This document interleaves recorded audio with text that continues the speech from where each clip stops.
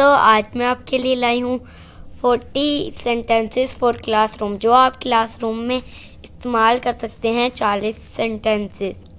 अगर आपको मेरी वीडियोस अच्छी लगती हैं तो जल्दी से मेरे चैनल को सब्सक्राइब करके बेल नोटिफिकेशन को ऑल पे लगा दीजिएगा और जल्दी से मेरे वीडियो को लाइक भी कर दीजिएगा।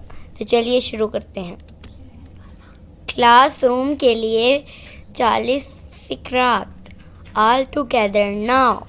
अब सब मिलकर। लाउडर प्लीज, ऊंची आवाज से। रीड द लेसन आउट, सबक सुनाओ। रिपीट आफ्टर मी प्लीज, मेरे पीछे पीछे पढ़ें। लिसन एंड रिपीट, सुने और दोहराएं। टेक नोट्स, नोट लिखें। स्पेल योर नेम, अपने नाम के स्पेलिंग बताएं। रेज योर हैंड, हाथ उठाएं। वर्क इन पेयर्स, जोड़ी बनाकर काम करें। आस्क योर पार्टनर, अपने शरीक से पूछें।